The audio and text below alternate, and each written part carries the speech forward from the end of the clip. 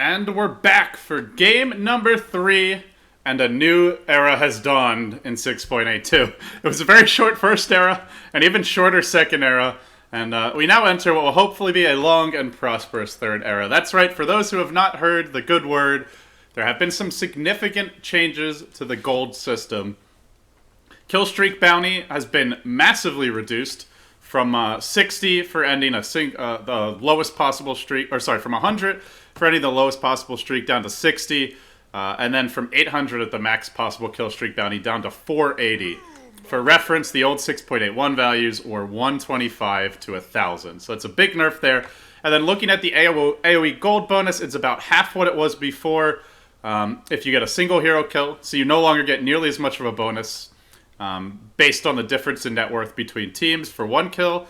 It's still pretty good if you get the 4 or 5 hero kills, and it's still similar to the way it was for close to team wipes. But for 1 to 2 heroes, it's a new day, certainly. And with that, I'm LDFB on the Summit. This is Game 3 of Rave versus OB. The teams hopefully know about the new patch. We'll find out if they do soon and how they look to draft.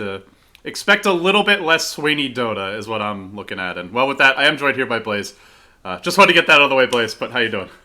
Doing pretty good, man. After that patch, I am pumped to see some real competitive action between these two teams. This is going to be a really close match. I mean, obviously they put up a good fight in both the games we've seen them, but in general, these are two talented teams that bring a lot to the table, and in a game where they can just kind of take risks, play aggressively, play actively, and just in general try to take control of the game. I think that it really comes down more to the execution than the draft itself. Obviously, there is a lot to be said about how they strategize, how they use the new buffs and nerfs accordingly to make sure they have the right lineup. But really, bringing this in, that we're going to see a lot of activity from both sides, and it looks like a similar composition to what we saw in Game 1 from OB. They're going to go with a lot of durable heroes here. The Centaur, the Necro, they can sustain, they can survive. And yeah, I mean, if you give max movement speed to a Necrophos, there's very little that you can do to guarantee the kill on him. Like, you have to really commit a lot of spells to make sure that he drops early in the fight. Yeah, and with that, we'll see a Night Stalker banned from Rave. I do find it interesting because I don't think that hero was actually that effective. I think it was more just the fact that the game went past the point where TA could offer much Blaze. I don't know if you agree with that, but they do ban it out here. So apparently they respect what the hero brings in terms of map control for Xiao 8 and his squad. Kill momentum and rune control is definitely a huge aspect of the early to mid game now in this patch, and I definitely think there's a lot of merits to what the hero brings. He's kind of like a core Skywrath mage in terms of that nearly instant, long duration silence. It can be very frustrating for the Brewmaster to deal with, and although I think it is a hero that can be managed, if you have to ban something out, definitely something that limits your brew is going to be the best option. But there's still some good chain stun here. The Hoof Stomp, the Magic Missile, and the Reaper Scythe could still see many fights where the Primal Split doesn't come out, but Tide's job is to prevent that as best as possible. Once they start focusing the brew, that's when the Tide jumps in with the big Ravage and buys him that multi-second stun time frame where he can actually get the split off and make the team fight happen. So they've got 3 great ultimates, relatively long cooldowns, so they'll have to manage their time wisely when those are unavailable, but yeah, even still, when it comes down to a fight involving a good Chain Frost, a decent Primal Split, and Ravage, it's going to make it so that OB are very, very high pressured in order to try to actually take the fights. It's really going to be difficult for them. That's true. They are looking a bit single target heavy right now. You've got your Revenge Stun, your Necrophos ultimate. They do have the Centaur Stomp. That is true. And they do have Stampede, which I think is one of the best ways to deal with both of these initiators, the Brew and the Tide. Just Stampede after either ult is used, and oftentimes your team can get away. They'll now get a potential answer to the Tidehunter ultimate. Well, of course, you can't Kraken Shell off the Static Storm. So I do like that pick from OB. Gives them a good hero versus the Brew as well. Can't split under that. But it's Rave who get their hands on Spectre. And I still think even with the gold changes, this hero still will be strong. Just having that new mechanic in the game to begin with automatically helps Spectre to some extent. But whether or not it'll be as much of a boost remains to be seen. And I think we'll see teams in general. Like, you won't be able to get away with getting crushed early game necessarily, unless your opponents really do throw. But if they play it smart and they siege carefully, you'll have to be within striking distance for the Spectre to come back. And, well, to aid her cause will be 3 great team fight specialists. Yeah, I think a limiting factor to Ray's lineup was this early pickup of the Lich. It definitely showed what they were going to be doing with their support cast very directly. Like, you're not going to combo, for example, a Lich and an Ancient Apparition very often. And so there wasn't that much risk of it going through in the second phase. They picked up Necro phase one, and you usually see Ancient Apparition as the go-to counter to this hero. But because Lich doesn't pair very well with them, it wasn't really under consideration for a third or fourth pick. Obviously, the fifth pick might have still tried to slip it in, but it wouldn't have been strong in the laning phase. And yeah, it definitely that Lich pick I think is a really limiting factor to how you can progress with your draft. You don't get to be as flexible in your laning. Yeah, OB definitely have the more aggressive supporting duo so far. We'll see if they look to do some early roaming with the Venge. They don't have a great Roche lineup though, and that is one thing I've noticed, Blaze, which it's been overshadowed a lot by the bounty system, but it does not seem nearly as easy in this patch for Dire to just sneak a Roche. Like, Mhm. sure, if they just don't realize you're doing it and you smoke it, you could still pull it off. But that pit is so small, and it's definitely easier for Radiant to access. Now, how much easier?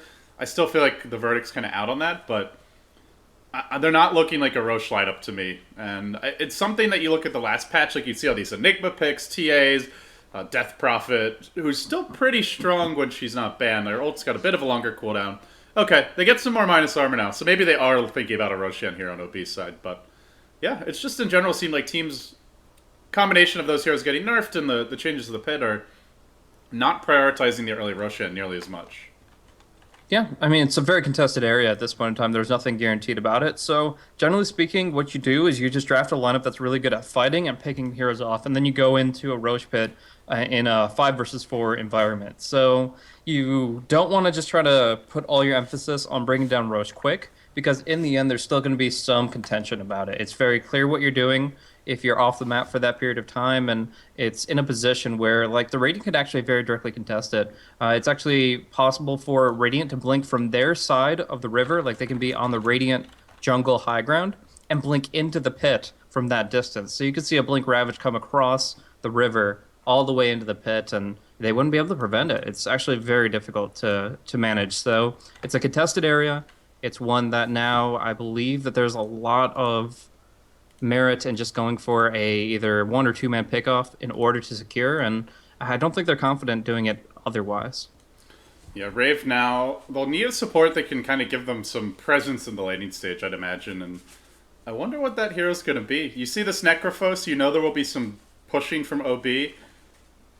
How hard they go at it remains to be seen, but I'm curious to see what Rave do to kind of shore up their lanes. The one issue is they really don't have deep push right now. They've got like no wave clear. Clap and Anchor Smash, yes, but using those spells to clear waves also puts you in harm's ways. And this will give them some now with the Leshrac. So I'm thinking we'll see a Lightning Storm X this game.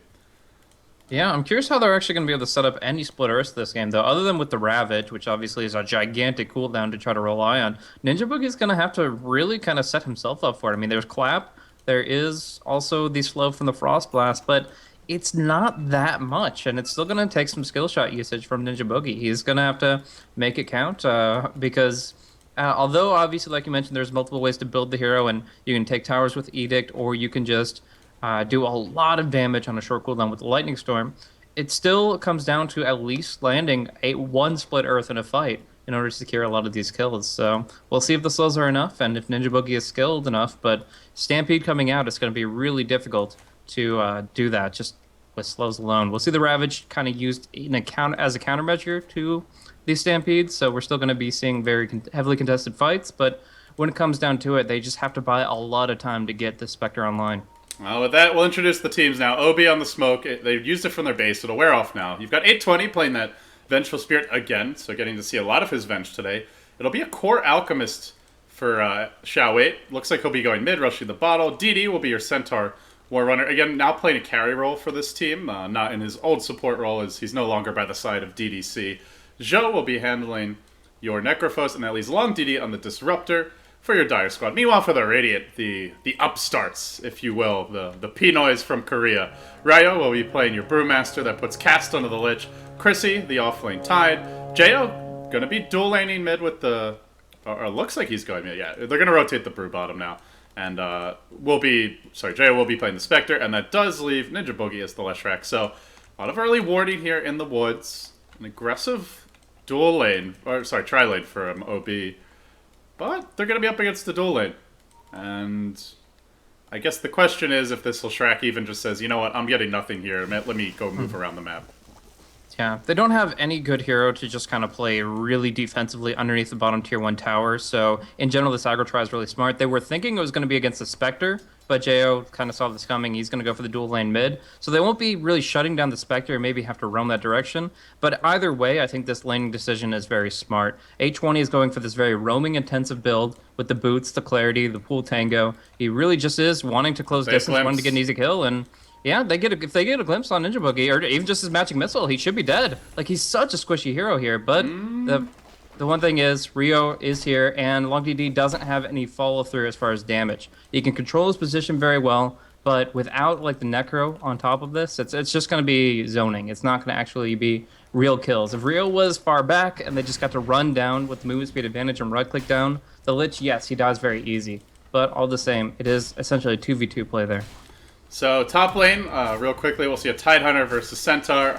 Obviously, awesome lane for Tide. Difficult to last hit against Anchor Smash. Our mid lane's going to be Jayo on the Spectre, with the Lich supporting him, still under a lot of harass from the Alchemist. And yeah, this bottom lane should go OB's way if they can get that pick off, and they'll get the first glimpse now. Ninja Boogie trapped around 3. Not too much he can do. He'll try to tango through the trees, and that last Death Pulse gets the first blood, going the way of Joe as well. Yeah, he gets a ton of mana out of that, too. 1 point in Sadist, and he's pretty much back to full mana here. Absolutely insane. Getting the Bastion regen, now the boots. He's going to have a lot of mana to play around with. At least 2 more Death Pulses available, and that'll be, of course, ranked up at level 3. So a lot of damage coming out from him, and really the big problem right now with Rave's draft is that Leshrac is this support that can't do much without any items at all. I honestly consider him kind of an anti-snowball hero, where if he gets just a couple of deaths early on, he's not going to find an early bracer, any durability, and he really can't make use of his skill set. Well, the word that I use for an anti-snowball hero is a feeder. Just about. Not Ninja Boogie, but yeah, the hero, if it has that bad start, can really struggle. The good news is they're going to crush the top lane, as you would expect. The bad news is their Spectre is now going to be under the gun mid lane. Jayo will get his levels, and perhaps that early Haunt rotation turns this lane. But until that time, they're going to struggle potentially. They'll try to wrap around Joe, but with the heal, it's difficult to get an early kill. Ninja Boogie taking a lot of damage, not finished off just yet. They'll actually glimpse back the Brewmaster, securing their retreat, but also potentially could have gone for the Ninja Boogie kill instead. But they decide to play it safe. Yeah. They definitely needed the Lich's help down here. Cast rotating will leave Jayo kind of high and dry as he's just getting harassed so hard by that acid spray. But in the end, bringing a Lich to a tri-lane is still a very defensive posture. You're not going to be able to really force the enemy back anywhere but outside of tower range with this Lich, because early on, he's only got the 1 point of Frost Blast. Last time we did see a 2-0-1 build, and we may see that once again, but no matter how they skill it, they just don't have that much damage to turn it around. By the way, Ninja Boogie blocked his own camp. He's running around. He even ate a tree here, thinking that there was another ward, but it's just been blocked. I'm not sure which one of these does it. It's the left one, definitely. It's definitely the left one. Yeah, that's perfect. Normally we see that ward is placed more like up a bit, like over here. Yeah, exactly. Or over here. If you just want to go for one that can also see this area. That hurts, man. I mean, because they got the D ward, and that costs OB a precious observer. You only get those 2 at the start. But 20 will now catch out Ninja Boogie. He's got a wave of terror. Does he have the move speed to run him down? It's boots versus no boots. He might, but the turn could come now. Can they get the glimpse in range? Just auto-attacking, occasionally plinking away at him. Spectre's going back to base. Can't even turn to assist Ninja Boogie because he's been zoned so thoroughly out of this bottom lane. But now they can go in the Necrolate. Joe, he has to know his supports are gone from this lane. He should not be posting up so much. That is a completely avoidable death, but Joe, with the Magic Stick, may end up surviving. One more auto attack, it's close. Oh, it actually works out. I guess he planned it. Tactical. There's no stun here from day 20. He does have the stick charges. I think he'll need a bit more. Yeah, he doesn't have enough mana even with those. But can just work on Wave of Terror as Ryo will eat his way into the trees. He gets some backup now. Not the most polished play from either team, I have to say. Yeah. I mean, the Magic Stick was just barely enough to get him that extra death pulse and keep him alive, but taking that risk in general is just not something you want to do. So, close call. We do see Zhao Wei popping the stun onto Jo in the mid lane and just keeping him suppressed. But unless he goes for like a Soul Ring and bottle, he won't be able to keep the Spectre shut down 100%. He'll be able to delay his farm, but if Zhao picks up like a Ring of Health or something, he should be able to sustain well enough. He's actually going for the Urn of Shadows. Yeah, I do like that urn build in general on Spectre. It's just in some ways it's a better item now, being able to cancel blink daggers, remove refraction charges we saw earlier, and it fits well with Spectre as a hero that yeah, it goes late, but you don't want to just be AFK trying to rush a naked relic. Like, gives you durability, allows you to come to fights. You're likely to get urn charges at some point, and obviously it's just someone's got to build it, right? So Yeah. it's just such a value item. So I do like the Spectre urn, and it's nice to see people kind of evolving their builds. It's been around for a couple months now, I guess, at this point. Ooh, bottom rune. The Jaboogie could get caught, though. They've got Stampede. They charge onto him. They're going to pick up a bounty rune in the midst of this, but Spectre will hunt in. Goes on 820, but with the support of the Necrolite, I don't know if they get any more kills after this. Cast running back in. He's got a Frost Blast. They'll use that negative urn charge. Looking on long DD. This could be an extra kill for Jo. Jo, though, with the heal, probably enough to, yeah, get the Jo kill. He'll get some support from Xiao as well. He'll let Jo finish it, which gives Jo that huge mana boost. Nice build up here. Not even going for any points of heart. Ravage top lane. Chrissy onto DD, but can't finish the job. No mana for a Gush. A completely wasted Ravage. Yeah. And with Tranquil Boots, DD will even be back to full health. This is very awkward indeed. Losing out on that Ravage is actually pretty painful because they could have benefited so much from a forward momentum swing without the Primal Split available for another full level, and with the the Haunt on cooldown at the moment, it really came down to that Ravage to really build momentum out of this laning phase. Jao's still going to go in, though, and with DD solo HP, Tranquil Boots or not, he's going down. He gets one kill, he stomps the other, he's got a double edge ready, and 820's here. Oh, Jo, he double edged too early! He double edged too early, he could have waited a bit longer. Might have gone down to Dispersion anyway, but definitely sealed his fate there. Well, some interesting decisions this game plays. Very, very active. They are just trying to find any kills they can get here, and I don't really think tactical feeding is a thing anymore with the gold bounty rebound as it is. You can't just feed death away in the early game and shrug it off. You really have to make your decisions count, and here, that was definitely a poor decision from Rave. Very aggro play, but it just didn't have enough to back it up. And rotation in from Ninja Boogie, but he just waltzes right into DD, who proceeds to whiff the hoof stomp. He had a ward for this, I believe. Just stampedes away. Well, I don't think Leshrac was smoked. And even if he was definitely close enough to be revealed. Visible. What is going on, man? Maybe it's lagging at the venue. I'm not sure. That is just bizarre. Like, it's not just one player either. It's like everyone. Yeah, definitely. Tide is, I think, one of the issues with Rave right now. Like, they actually, Zhao 8 moving in. He doesn't have his ultimate just yet, but the slow won't be enough. They don't have blinks to pursue. But, yeah, that Tide lane, you were talking about how it was pretty much an easy win for him because of the Anchor Smash against the Centaur. But as we look at it, the CS count isn't that big for Chrissy. He's got 37 for 4 over Centaur's 32 and 3, but you'd expect a much bigger lane advantage over one of the best 1v1 anti-melee laners. Like, against a melee hero, he should dominate that, but just wins out a little bit, and then obviously with the missed Ravage and the feed up top, I really feel that Centaur is just as well off as the Tide is. So, unfortunate they lost out that one, as well as getting the Necrophos, all this forward momentum down bottom. It just feels like nothing's going right for the side of Rave right now. Yeah, 820 will pick up his own urn now, and they look to get aggressive here on the bottom lane. Ravage online. Brewmaster still not level 6, though. And this will be potentially costly. They Ravage out. They'll kill the Disruptor, but they got to get more than just that to really justify the commitment. As Xiao comes in with his stun, he'll connect on Chrissy. Did not have mana for anything else, but Chain Frost nicely bounced. It's spread between a few. The negative urn may take DD down with the follow-up damage. It should be enough. Could go for the Xiao kill as well. He's got another urn charge. Slowed up again by the lightning, but the ultimate still goes. It's just about to wear off, but it's enough to get about safely. 820 ends up surviving fairly close to dying there. And Jo says, great, I don't want to fight. I just want to split push. Get that mech online as quickly as possible.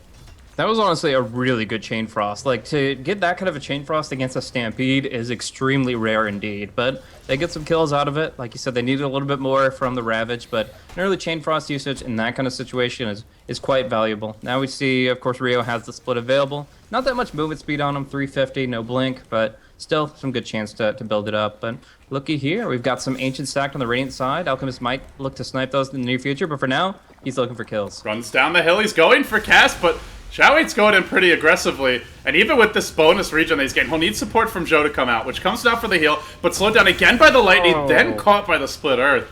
Xiao just charges into Feedland and gives away his life. Yeah, that was way too ambitious, Did he not see the Lesh? Like, he ran down the hill the exact second that Lesh was running up it. Or maybe he just didn't give a crap. But Lesh honestly, I think he shrugged it off. Like, that was... Honestly, I think he should have stunned the Lesh and just ran out once he saw all three there. But Lesh is the much easier kill though, like because you have Lich with our Tranquil Boots now, so he's got way more armor against the physical damage of the Alch stun. Yeah. But yeah, I mean either way, I guess it would have been a bit risky. So OB will look to push plays. They've got their mech online, and Chrissy no Ravage. Very difficult to fight this. They do have Brew Split, but no blink for him either. Ooh, good turnaround. Force it. Haunt will come out, but Stampede used to disengage. Spectre, will he get glimpsed back? Can't happen. Jo ends up getting the 1 kill. Cost them a Haunt. And they get to deny the tower. This is pretty nice. Using the tier 1. Oh, swap. Not done yet. They'll swap cast into the fight before his ultimate's ready to go, but it's another kill going the way of Jo. Ravage coin down in 10 seconds. Jo standing strong. He just wants to kite them while the Tidehunter is in the front lines. He's even thinking about going back in, but he really is too low for this. And Chrissy may bait them in. Jo, that would not be a good idea, man. Yeah, he's not going to do it. It's mana right now is a big issue for Jo. Even getting the kill credit with the Reaper Scythe, he still can't use that mechanism in a single fight. Like, he's just using Death Pulse so frequently, and until he gets one more major item, it's going to be that way. Necro just cannot use mech in the fight. It costs too much, 225. It's pretty insane. But yeah, he'll build up one more mana item, and then he should be able to manage it. But it goes for the Ogre Club. I honestly feel that he, like, I'm almost always going to go for the Ogre Club when I build up an Aghanim Scepter, but in this case, either he's building a BKB or he really just doesn't realize the state of affairs for his mana pool, because I don't think he's going to get a mech off for the first half of this game. You meant you normally would go for a point booster, right?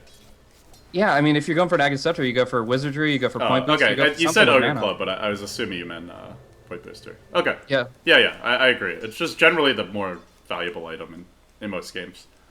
Especially on an int hero. You're not getting any damage from that. But Ryo's in position for the side swipe.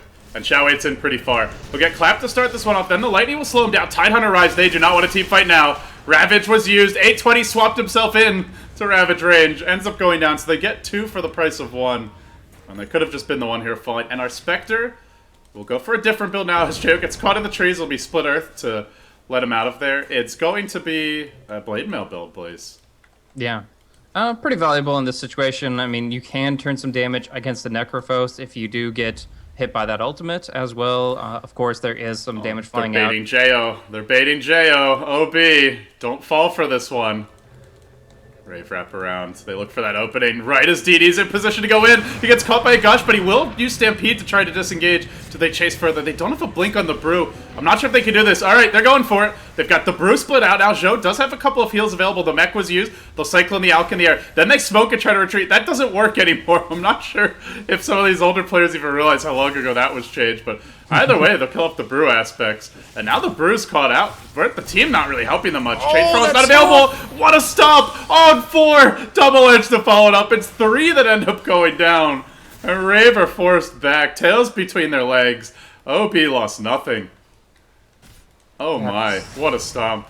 That was absolutely insane from the center Warner. DD just showing them who's boss. That absolutely just cinches this part of the game for them. I mean, going in now, getting the even kill score, following it up with tower momentum. I mean, how do you stop this lineup here? Fighting in between your ultimate CDs is hard enough, but when you have stomps like that, they can just make these short cooldowns work wonders for them. Like, that was essentially the value you'd get from a Ravage, just from this one. That was better than the Ravage.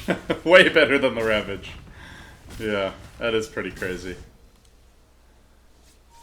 And the stun duration's even longer, too. It's 0.75 or 0.73 seconds longer. So it's a bigger deal to hit that. Insane.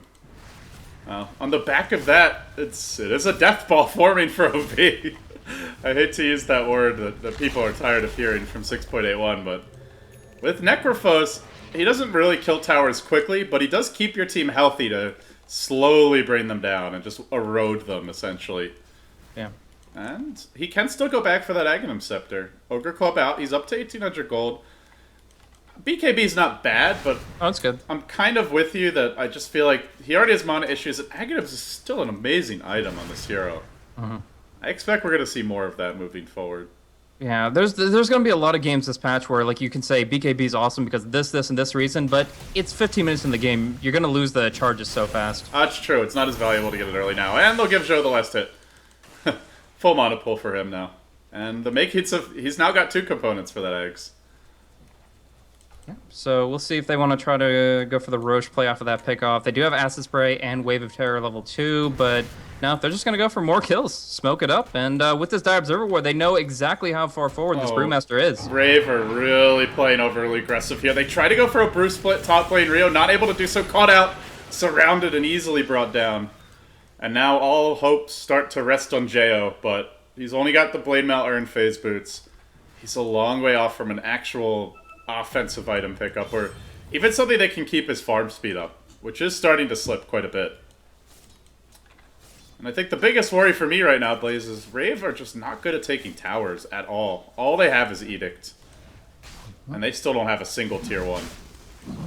Yeah, so this is difficult. They're always going to be on the defensive position, and as far as actually like rallying their troops to get to this Roche, even if they know this is probably what is being performed by OB, the Acid Spray plus the Wave of Terror, it's dropping quickly enough, and the fact that there are no tier 1 towers up for Rave, it's very difficult to get in a good position without just, spreading your forces. You're really just stringing yourself out. But right now, OB are going to play it cautiously. They will delay it a little bit, get a nice little interesting high ground sentinel position for the Centaur, and yeah, in the end, they decide that they're just going to bring it down a little bit and find that the bait won't work. Yeah, it would have been a slow rush, and it is Rave who have the extremely strong team fight draft, but I think this makes more sense. They were waiting for the medallion for 820. Now that they pick that up, this will be a much quicker Roshan. So I expect we'll see them walk right back in. Shao-Wait's Chemical Rage is ready. He'll pop it now with Acid Spray. He'll begin to go to work on this, and he should be able to regen through pretty much all the Roche damage. Long DD will assist him from afar, and Rave will take this time to do a bit of dewarding. They're trying to farm their Spectre up. It may be that Jo tries to go for a Relic, but even if he's going for something cheaper, like the most he can have anytime soon is really a Yasha.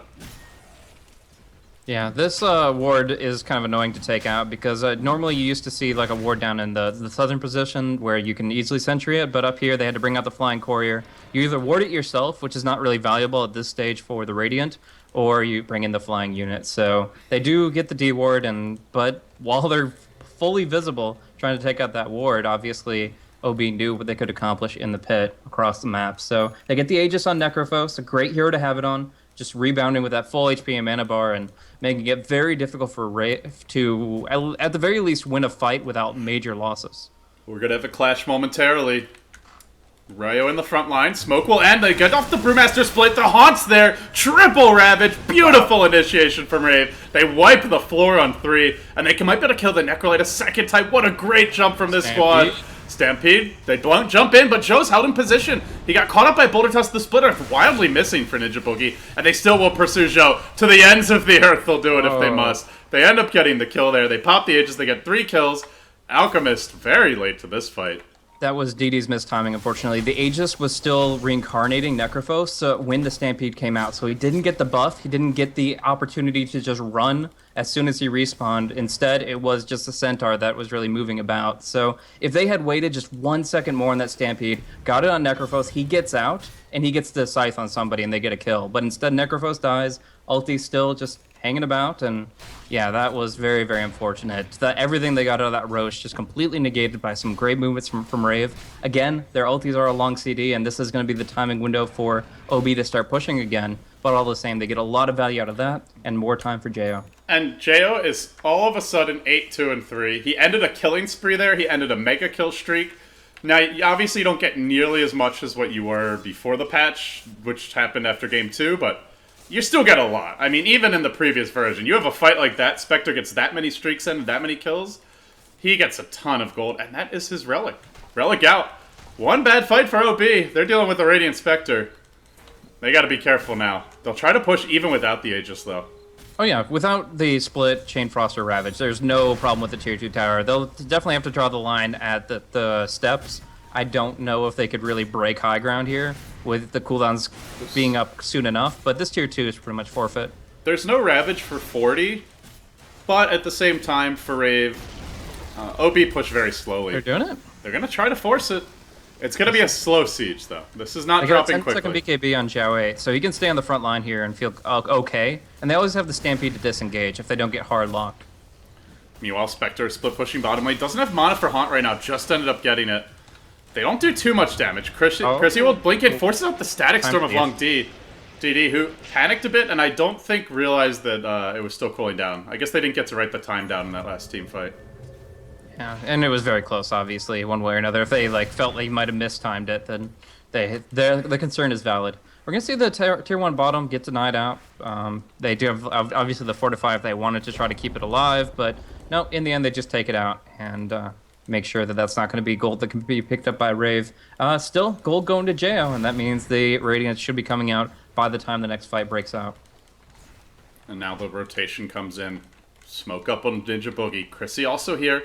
Building quickly towards a refresher. It's not just the Spectre who's getting his items out. Spectre very close to Radiant. So they really want to take the fight right before it's up? I guess so. They're looking to jump in. It's 4 heroes caught out here by the Ravage. Haunt to follow as well. Didn't manage to hit the Centaur, who stampedes immediately. Jo will quickly retreat through this, but he gets Cyclone, and he ain't going too much farther. Does DD look to re-engage? He's thinking about it. No, too late. They already lost the Disruptor to start. They lose the Necrophos to follow. That will be a Radiance now for the Spectre. And it also blunts the offensive of OB. Another big victory here for the Radiant squad.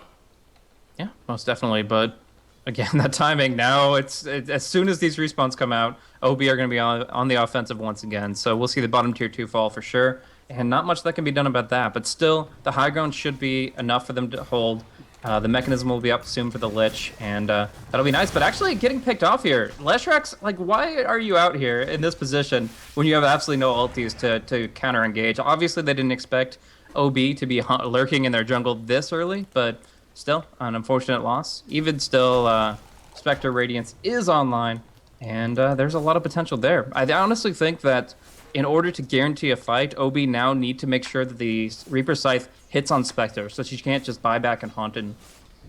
That's a good point. If she has buyback haunt, I don't know how OB... They'll have to kill her, and then, at the very least they'll have to win 2 fights in a row so that she's forced to use the buyback and then doesn't have it round 2. But that's difficult. Aghanims is the game changer for the Necrophos, and I think that if they could just turn a pick off into you're dead in the grave for a very long time, and yeah, there's still a lot of potential. I think that's probably their requirement to break the high ground. I mean, there are obviously fringed pickups where they pick off a Tide and they know he just bought the Refresher Orb or something, but in general, I think the big way to guarantee a tier 3 in a Rax is by picking up that Spectre and hitting her with that Necro Axe. Well, for Rave, it's all about just getting farm. Trying to save for buyback on Jo, but getting some HP items will certainly be nice for him. And they have a strong enough team fight that even without the Spectre, if a good Shade Frost is there, you get 2 or 3 Lesh nukes off. They may have the firepower to win out anyway. And they also have some time here. I'm thinking old boys may just wait for the next Roshan. And if they go that direction, then Rave are looking at the very least, 2 more minutes, possibly as much as 5. That's if it's the 5 minutes or even close to it. That is enough time for Jo to potentially farm a Reaver if he wants to go that route, or at the very least a Vitality Booster. And not to mention, more importantly perhaps, Chrissy closes in now on a Refresher. Ryo, just the makings of an Ags or maybe a BKB. Yeah. Not the biggest deal, but could be the difference between getting off his ultimate and not if he completes that BKB versus Disruptor. Yeah, Christie's actually taken farm precedence over Brew in a lot of these cases. Like Rio only has 83 CS in total, even though he had a core lane to start. And yeah, it's just that aspect of they really want to prioritize that double Ravage while the BKBs are unavailable. I think Joe will probably pick up a BKB as his next item, but for now he doesn't have it, and that's a window of opportunity where that double Ravage is pretty much the end-all be-all of the team fight. And now it's smoke. Rave, every time they've gone for these smoke plays, they've connected, and they're doing it in the classic 4 protect 1 style. So then we haven't This seen is too much huge. of lately. They don't even have to commit anything for Joe here. Yeah, if they just get a Blake clap, he's done for. But do they get that initiation off? They're pinning out the alternative gank route, but they're not actually heading that direction. And I think Jayo's getting a bit nervous that he's getting ganked, because you look at this map, and it's also fairly dark right now for Rave. So in the end, they say, we have the better late game. We don't need to risk a dangerous engagement. Let's only go for the clear kills. And since they don't find one, they'll just back off.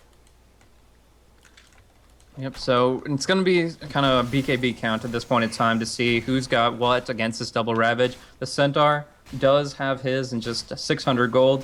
Necrophos working towards it, and we'll be finding it relatively soon as well, about 1,000 off. But yeah, if they can get those two BKBs on top of the one that Zhao has had for an extended period of time, then I think they're back in this. But for now, Rave's teamfight is just too devastating. They have to kind of play it farming and play it defensive because like holding a tier 1 tower is not really an option. They may be back in it at that point, but they will also very quickly be out of the game if they waste those BKBs. Because you waste those, you can't buy fresh ones, and you are up against a Tidehunter who's already basically got his refresher. He's like 200 gold off now. So that will be, to me, the window for them. Beyond that, the only way I could see them winning this is the Aghanim Scepter doing some amazing work for the Necrophos, or maybe like a 6-slotted super ham Alchemist. But even then, I mean, he's just going to melt to the nuke damage and the Spectre Desolate if he doesn't have his BKB. We'll have to see. But obviously Spectre getting pretty big. Manta Style next on the list for him. And yeah, a lot of potential just spreading those illusions, getting the radiance on everyone. And of course, when he gets focused, then he can just return. With Blade Mail and Dispersion combined, you're dealing a ton of damage to the targets that are just throwing out all that incidental damage, or if you time it really well against Centaur or up against Necro. But now that these BKBs are coming out, the Blade Mail is kind of becoming obsolete. And if we do see the OB go for a 5-man movement, maybe another smoke with these BKBs intact, then they're going to find themselves with the potential to just take it off of one pickoff. By the way, I want to point out Jayo's smart movement as Spectre. He's used Dagger to make his way all the way up the tree line, so he's staying out of vision, but he's still getting some opportunities to collect experience. And now that he feels it's a little bit safer, he's going to actually show himself on the lane. So I think deciding that OB if they were coming to the top lane, they would have showed someone in the lane by now. They're not. He'll get to farm a full wave. He got like another 2 waves of experience. That'll get him close to the ultimate orb if he wants to go straight meta. If he wants to go back for a heart, we'll probably see the Bit Burst or a Reaver soon, but either way, he's getting his farm, and he's just doing it in a very safe manner. Again, I continue to feel like Jo has really stepped up as a player as of late. Mm-hmm. He's doing this against a TI4 champion in Xiao 8, against a lot of other players who did extremely well at that event. At TI in the past. Long DD has had a good run there in the past. DD did well at the most recent one. Zhou, obviously a TI2 champion. Like, he's playing against tough competition, and his decision-making has been pretty damn close to impeccable. Yeah, most definitely. You definitely need to have that as a Spectre player in this kind of metagame. Although right as I say that, he might just get ganked in Commentator's Curse. He threw out his dagger. He actually hit smoked heroes, and he's running into them. Oh! Jo, I've jinxed you. I'm so sorry. And they can use the Necro ult here. Jo, please forgive me. 100 seconds, no Spectre. This is a huge timing window. If they could just react with the BKBs to the double Ravage, auto lane of racks for them. Fucking Commentator's Curse, man. I swear to God. It's real. It's real.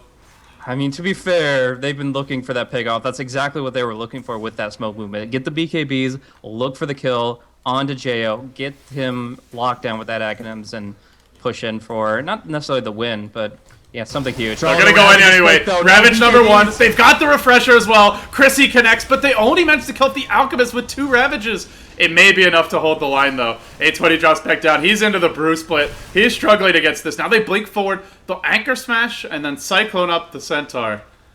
And they might have just bought enough time. Is there a buyback on the Alchemist? There is not. And I think with that, OB have been thwarted. Yeah, that's definitely going to buy them plenty of time to push them back. The Alchemist actually had a very short duration left on his double damage rune that he bottled up, so that's pretty big. But yeah, I gotta commend the quick thinking of H20 on the Vengeful Spirit. He actually got a defensive swap on the Necrophos, and instead of getting hit by the guaranteed second Ravage hit, he actually got swapped out, which, as the tentacles take a little bit longer to get to the outer reaches of the effect, he was actually able to get the BKB off in time. So H20 playing the Sacrificial Lamb, but keeping that Necro alive. If they lost both the Alch and the Necro there, oh, that would have been just devastating. But Joe lives, just pops down to 9 seconds on his BKB, and H20's the one to thank for that. So better position. And you also have to remember the Refresher Orb nerf. They going into the pit, not really as good of an option to contest, as you have 110 seconds on this double Ravage. Yeah, long time to go. Even just for the first, it's still 70. So it will be a free Aegis for OB, but it also does mean they missed that timing where Spectre definitely is caught without buyback. They'll still have a fresh crack at it, though, and ultimately, no matter how big the Spectre gets, Reaper Sight is one of the very best ways in the game to take down a tank. So it still could happen again for OB, but, I mean, what better way to catch him out than for him to dagger, hit you with before the dagger even comes through, so that you know he's coming, and then he just runs in, and you've got 5 heroes smoked away down the high ground.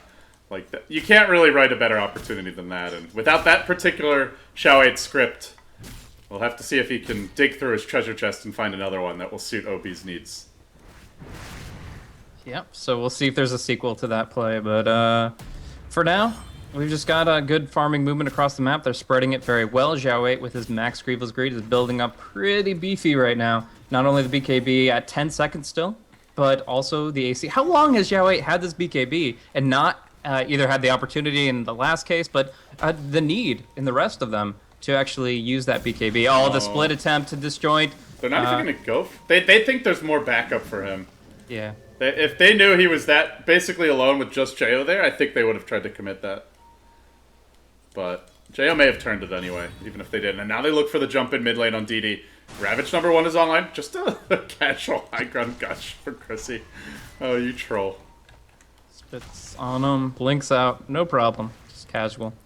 But yeah, right now I definitely still have to say that OB are currently in control of the game. They have the Geometry Sight up on the Vengeful Spirit, so they're taking complete map vision across the board. There's one ward up for Raven. It's in a very defensive position.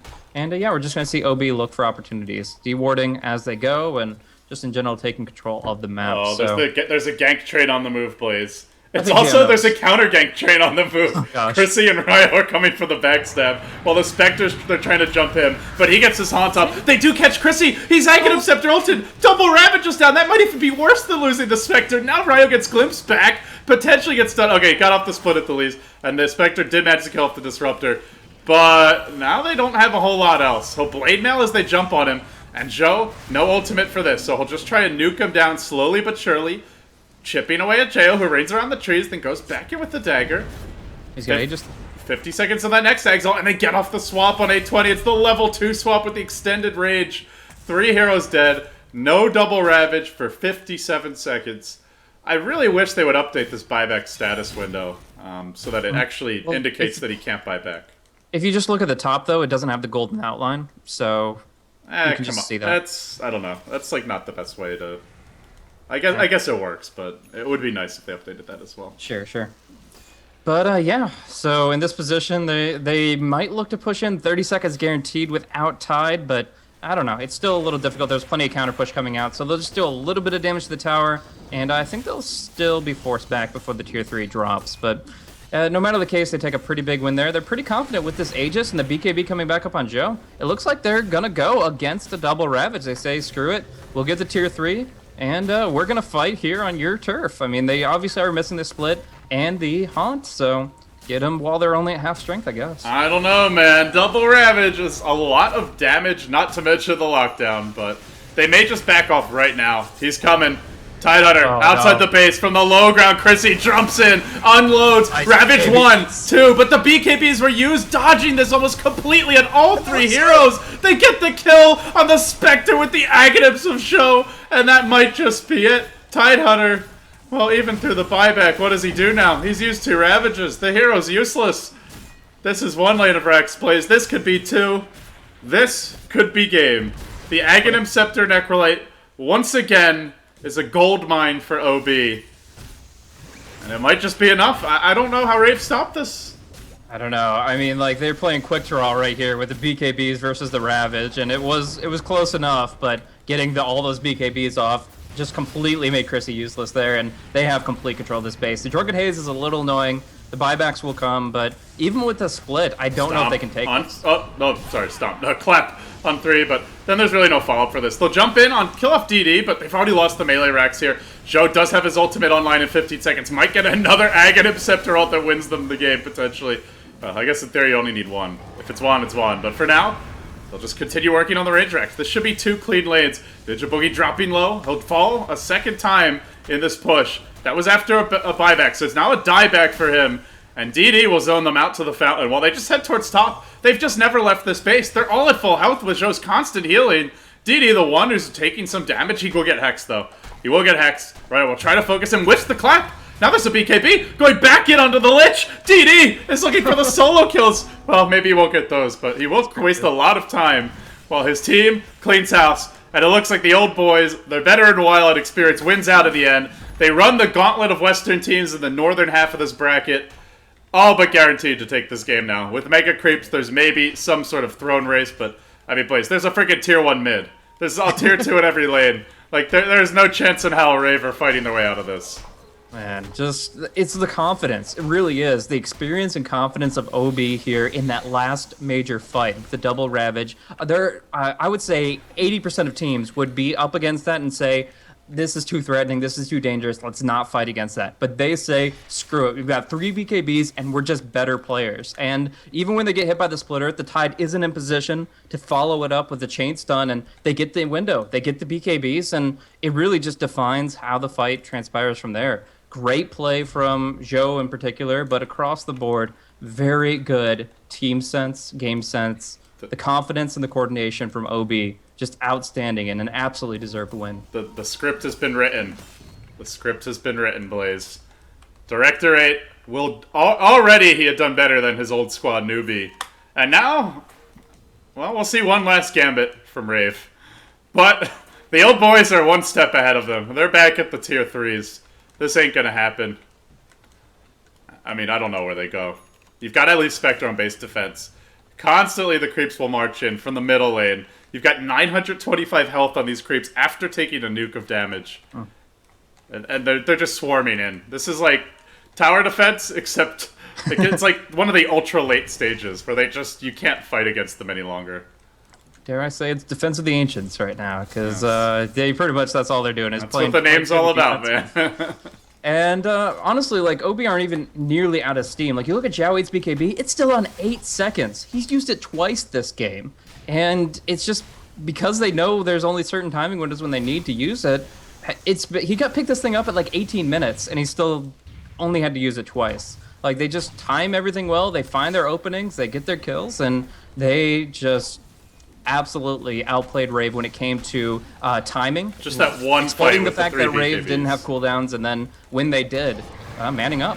Stampede. Now the Blake. That's a stomp on 2. Jo caught out. Aghanim's ult secures it. That's no Spectre for 100. Ravage 1. Ravage 2. This will bring down the supports for the most part, but then there's nothing else. And GG. Good luck further from Rave. Good sports to the end. They've had a great run here in China. Advancing to the top 4, something I don't think many people would have expected. They beat Power Rangers. More importantly, I think they took the old boys to the brink.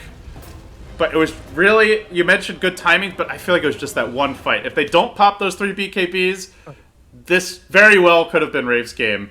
But on the back of that one engagement and the Necrolite Ags, they win the game. And with that, guys, that's going to wrap up Old Boys versus Rave, our first best of 3 for the day. The Old Boys are into the grand finals from the northern half of the bracket now. In the southern half, we've got a really exciting match coming our way. 2 more established teams in